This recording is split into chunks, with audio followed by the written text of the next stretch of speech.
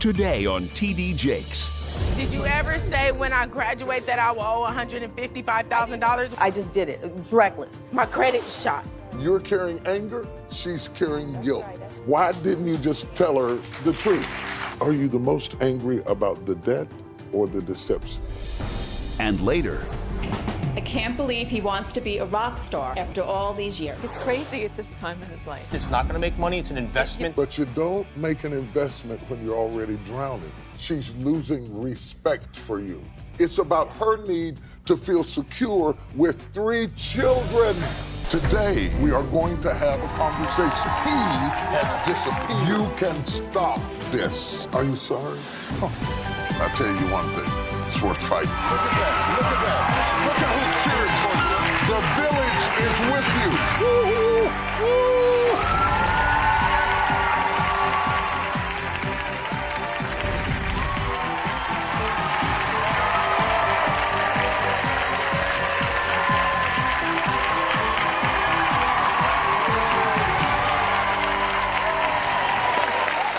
Welcome to the show.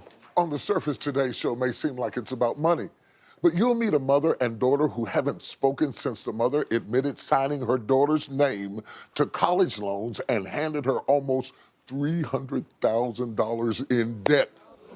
But though it seems that the real issue is money, it's actually about the anchor that holds a family together.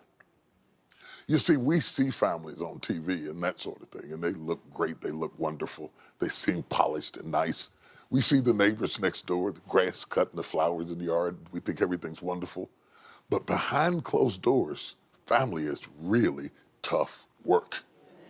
It's tougher than a job. You can leave a job and find another job, but leaving your heart and your heart's investment in the people you love and the people who help define you becomes a really difficult thing to do.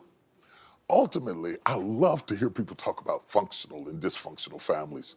After 40 years of counseling, I can't find no functional families. There are different degrees of functionality, but every family has some degree of dysfunction in it. It doesn't matter what race you are, what sociological, economic level of life you're on. Nobody escapes the hard knocks and bruises of working out love in the gym of human experiences. Whether they are unable to communicate emotionally, or whether they are effusive emotionally, excessive financially, every family collides about something.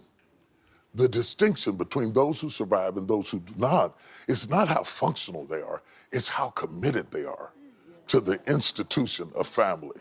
You have to have what I call an anchor that is strong enough to withstand the vicissitudes of life, the changes of people, the heartbreak, the disappointment, the pain of loving flawed people.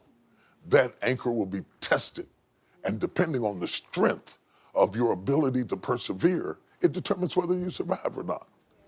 And let's face it, you've got more investment in your family than you do in anything else. The problem is you love them and hate them and enjoy them and they get on your nerves and they drive you crazy. And you're still worried about them, and you can't wait for them to get home, and when they get home, you can't wait for them to get out of there. It's family, nothing like it in the world. Nothing like it in the world. At the end of the day, if you're not a person who has a real commitment to loving broken people, you will not have a family that survives. You will keep changing people and bringing people in and out of your life and not speaking to people and falling out with people only because they're broken differently from you. Nobody escapes being broken. It's just what kind of broken are you? And when we give up on the people we love, subtly without even knowing it, to some degree we give up on ourselves.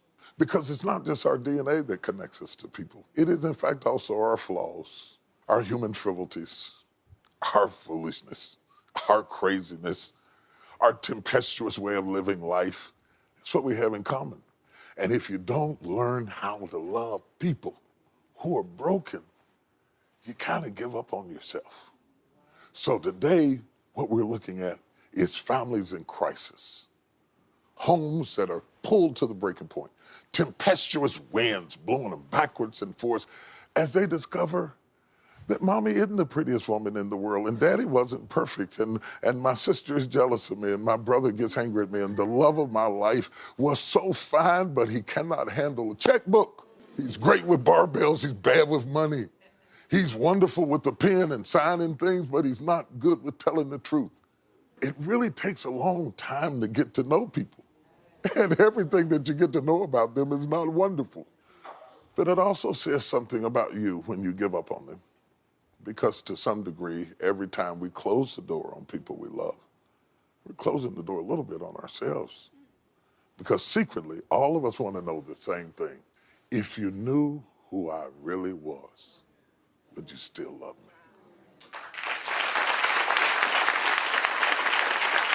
So, we've got our work cut out for us today.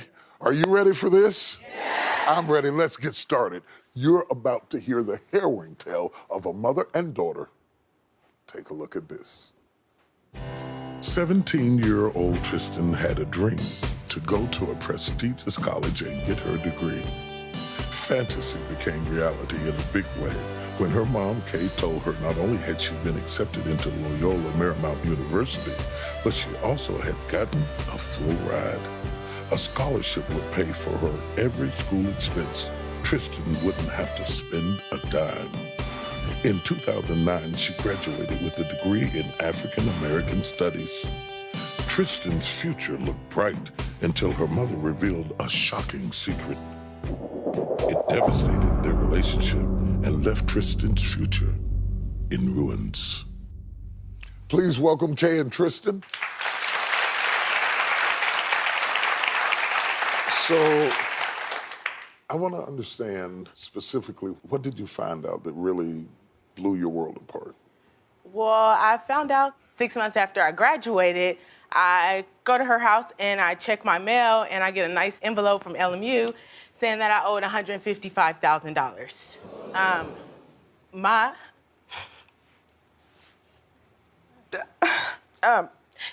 It hit me because it was out of nowhere. I went through college thinking that I was there on a full ride, because that's what I was told in front of the congregation at church. I had everyone in the church congratulating me, and it was a good feeling. Let me ask you a question. Sure. You're in a church service, and all of a sudden, the whole church is congratulating you? Yes. How did the church get in on this? So it was the end of service, and they were making announcements, and my parents stood up and said that I had been accepted to LMU. It wasn't me. It was her father that stood up and said that. He was the one who said that she had a scholarship. I never, ever, ever said that. I had told Tristan from the very beginning, I said, I got you financial assistance. You never told me that. Yeah, I did. You never told me that. Mama, if you told me that, I wouldn't have went. I would have found another way to go. I'm a smart girl. If I would have knew, and my father would have knew at 17 that graduating from college, I would have a $155,000 bill, you know he never would have let me go. I never would have went. Kay, I'm gonna get you in a minute, I promise. Tristan, are you the most angry about the debt or the deception? The deception, not the debt. I know I'm a responsible girl. I'm gonna get through this debt. Right. I pay it every single month, and I'm gonna get through it. That's not the issue. The issue is, talk to me. You raised a smart girl. Talk to me.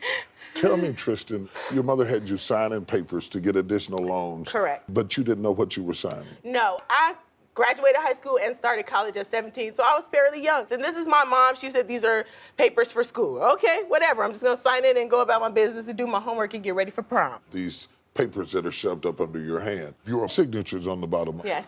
But some of them were forged? Some of them were forged, for sure. It's not my signature. And I expressed that to the creditors. They didn't believe me at first. And then the only way out of that is to press charges against my mom. I would never do that. I lose, regardless. I lose. If I don't pay this, my credit's messed up. And if I want to fix my credit and press charges on my mom, I still lose. She loses her house. My dad lives there. My sister lives there. I would never do that to her. Kay, I assume that what was the impetus for all of this was you wanting to make your daughter's dream come true. Yes, that's right. Okay. Where did this normal motherly desire go haywire? Well, I could see, like she said, she really, really wanted to go, and I was willing to do any and everything, because her dream was, I want to be the first one in our family to get a college degree. And her father really didn't want to be a participant in this, because her and her younger sister went through private school. Right. We paid for it, paid education, and he said when she got to college, she was on her own, which I thought was wrong, because as a parent, you want more for your child than you've had for yourself. So I just took it upon myself, okay, this is going to be on me because I want her to have her dream. Now, yes, I was wrong. I did sign those loans, and I signed her name and mine. I had a substantial income, and I was paying those loans. Those loans were $1,200 a month. And when my income dropped, I told her, I said, I can't do this anymore. It's all on you when she started this in the first place.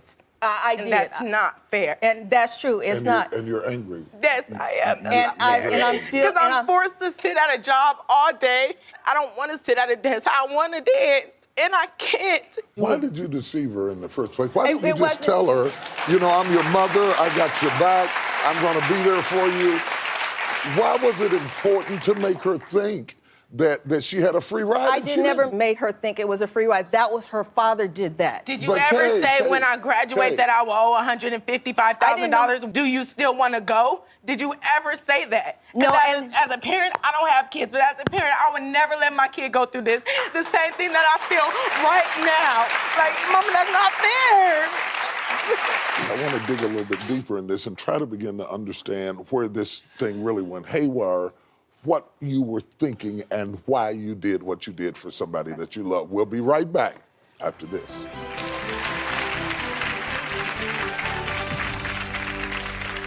Coming up next. Didn't have cable, no phone, barely no food. She never called to see if I was okay, if I was even alive.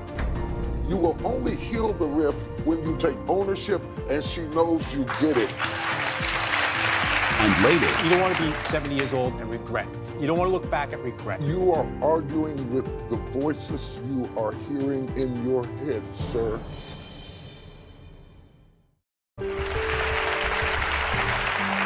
We're back with Tristan and her mother, Kay, who put her daughter's name on loans she took out for college, leaving 28-year-old Tristan facing almost $300,000 in debt.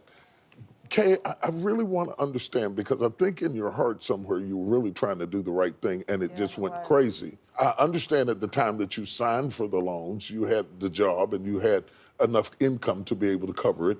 I take from your original statement that your husband wasn't going to participate, so I see Mama's going to do this. I'm going to bring this through. I understand the heart of it.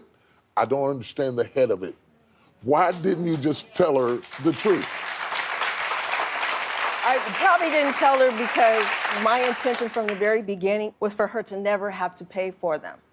Because I wouldn't wanted to pay for them myself, so she would never have to worry about it. And I get that. If you would have told me in 2005 when I was trying to apply, when I was trying to get into LMU, that this may be the outcome in 4 years, you may have to pay some of it back, I would have been okay with it when it happened. I may have even, because I did have a full-time job the entire time I was at LMU, I would have even started paying it while I was in school. But I never got that option. What job did you have? I always had a full-time job. I worked for different companies. I always had a full-time job while I was at LMU, double majoring and had a full-time job. Yes, I did that. Do not take that away from me. I'm not taking it away from you. I just don't remember.